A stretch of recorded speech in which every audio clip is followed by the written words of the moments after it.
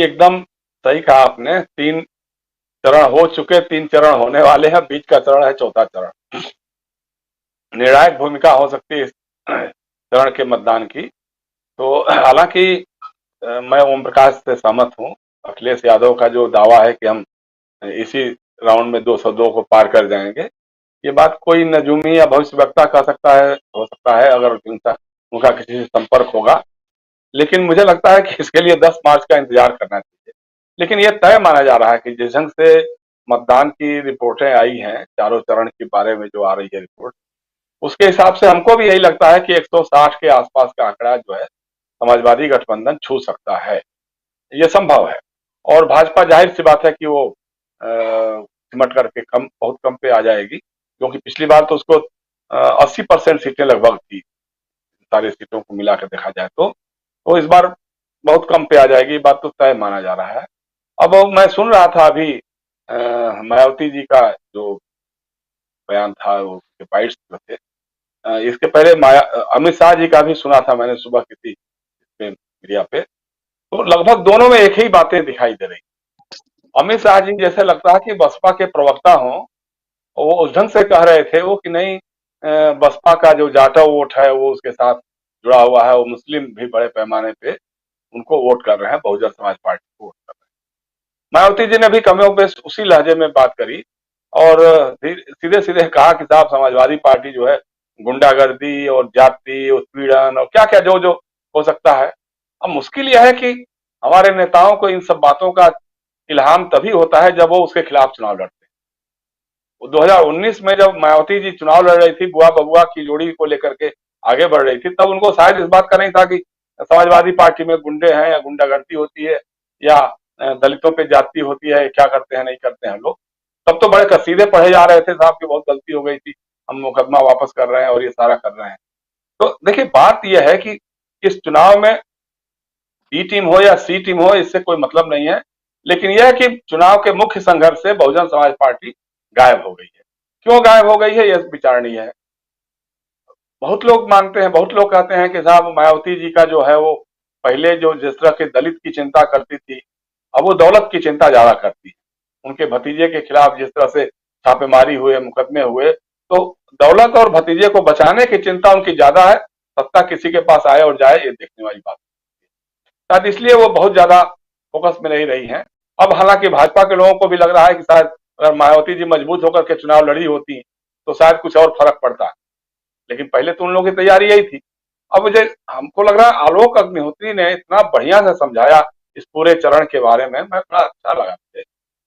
खास तौर से जो हम पहले भी कहते रहे हैं, पहले की चर्चाओं में भी कहते रहे हैं कि मायावती जी का रुख और उनकी पार्टी की स्थिति को देखते हुए जो दलित मतदाता है खास तौर से, उसके अंदर जो पढ़ा लिखा है नौजवान तबका है, जो कांसीराम के सपने को लेकर के, डॉक्टर भीमराव अंबेडकर के सपने को लेकर के राजनीति में सक्रिय हो रहा था और हिस्सेदारी की बात कर रहा था, दलित हितों के लिए लड़ने की बात कर रहा था, वो निराश होकर के कहीं ना कहीं समाजवादी पार्टी के गठबंधन के साथ या कहीं अगर कांग्रेस कुछ मजबूत हो गई तो उसके साथ गया है। और दूसरा जो है, पहले जो जिस तरह से पहले तो यही होता था कि ज्यादातर ये इस तबके के वोट बिक जाते थे, खरीद लिए जाते थे। तो इस बार भारतीय जनता पार्टी ने अंदर खाने जिस तरह से पानी की तरह से पैसा बहाया है, उस पैसे का असर जरूर कहीं ना कहीं दिखाई देगा। जैसे बांदा में भी बता रहे थे कि कुछ वोट भाजपा के साथ गए थे।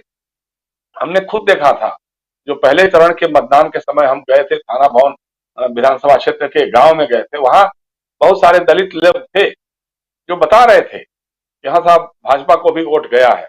लेकिन वही बगल में किसी ने कहा कि रात में पैसा भी बहुत आया था। तो ये सारी चीजें तो होती हैं, चलेंगी रहेंगी ही। लेकिन सबसे मजेदार बात यह है, देखिए ये चुनाव एक चौथे चरण का चुनाव है, हर मामले में बहुत महत्वपूर्ण है। उसमें कोई एक जिले का महत्व नहीं है। पीलीभीत का महत्व है, वहां मेनका गांधी, वरुण गांधी, ये जो बागी तेवर हैं, उसका बहुत असर है, जैसा अभी आलोक भी बता रहे थे और ओम प्रकाश भी कह रहे थे कि जिस ढंग का वरुण गांधी का बयान आया है। किसान है, पीलीभीत में किसानों की समस्याएं रही हैं, वहाँ फार्म हाउसेज है, किसान सिख लोग हैं वहाँ, उनकी आधा काफी बड़ी संख्या है। और लखीमपुर खीरी है, लखीमपुर खीरी में तो जिस तरह से जो कांड हुआ किसान आंदोलन के दौरान, जिस तरह से अजय मिश्र के बेटे आशीष मिश्र मनु ने भाई ने कार से रौंद दिया किसानों को, जो शांतिपूर्ण किसान थे। मतलब हमको तो हैरत होती है हमारी न्यायपालिका के ऊपर, जो उनको जमानत देते हुए कहा गया कि नहीं, वो लगता है कि बचाने के चक्कर में, वो अपने को खुद बचाने के चक्कर में भाग करके गए हों। जितने वीडियो फुटेज आए हैं सब में दिखाई दे रहा है कि शांतिपूर्ण ढंग से किसान आराम से चहलकदमी करते हुए जा रहे हैं और पीछे से आती हुई गाड़ी रौंदते हुए चली जा रही है। तो जिस तरह से अब उनको जमानत मिली, अब इसमें सरकार का हाथ है कि नहीं है, ये देखने वाली बात हो सकती है। लेकिन असर इतना ही हुआ है कि साहब, जो जले पर नमक छिड़कने जैसी बात आ गई। किसानों को ये लगा कि जो समझौता हुआ था वो तो एक रत्ती भर भी, धेले भर भी पूरा नहीं हुआ। दूसरी तरफ जो हत्यारा है, जिसने कार से रौंद करके लोगों की हत्या की, उसमें हमारा एक दो पत्रकारों की भी, एक पत्रकार की जान भी गई, एक पत्रकार घायल भी हुआ था। तो उनके हत्यारों को जेल से जमानत दे दी गई। और अभी अब देखिए, जब पंजाब में राम रहीम को फरलो पे छोड़ा गया और पता लगा वो कोड वर्ड में उसने भाजपा और अकाली दल को वोट देने की अपील की, उसके बाद ही तुरंत Z+ सिक्योरिटी मिल गई। आप कल्पना कर सकते हैं, एक बलात्कारी, एक हत्यारे को Z+ की सिक्योरिटी, जिसके खिलाफ अदालत ने सजा दिया हुआ है, सजा याफ्ता आदमी जो जेल से अभी फरलो पे निकल के आया है, उसको Z+ सिक्योरिटी दी गई है, हमारी सरकार ने दी। तो ये सारी बातें जो है कहीं ना कहीं लोगों को आक्रोश बढ़ा रही है, लोगों में जो गुस्सा है उसको बढ़ा रही है। और बाकी सारे इश्यूज तो है ही हैं। नौजवानों में बेरोजगारी का सवाल है, उसके लिए लोग परेशान हैं, किसान परेशान है ही है, महंगाई से त्रस्त लोग हैं। और उन्नाव में जैसे अब कुलदीप सिंह सेंगर का इलाका है, वो भी मतदान में काफी भूमिका रही होगी वहां के लोगों की। इस तरह का गुस्सा है कि उनकी जो बच्ची के साथ जो बलात्कार हुआ था, जो हत्या हुई थी, उसके परिवार के लोगों की, माँ चुनाव लड़ी थी, पता नहीं चुनाव लड़ी है अंत तक की नहीं, लेकिन बता पाएंगी, हम लोग है कि अर्चना बता पाएंगी या आलोक जी बता पाएंगे। तो ये सारी स्थितियां हैं। और रायबरेली, जैसे अभी अदिति सिंह की बात कर रहे थे, अदिति सिंह बोल रही थी कि कांग्रेस का वहां का कोई वजूद नहीं। भाई, अदिति सिंह का खुद वजूद रहेगा कि नहीं रहेगा, ये सोचने वाली बात, क्योंकि अदिति सिंह भाजपा के खेमे में जा करके अपने पति का टिकट तो गंवा चुकी। उनके पति तो इस बार पंजाब में विधायक बन ही गए होते कम से कम, लेकिन उसके चक्कर में उनके पति का भी टिकट कट गया। और अदिति सिंह पिछला चुनाव जो जीती थी, हमको अच्छी तरह से मालूम है, समाजवादी पार्टी और कांग्रेस का गठबंधन था।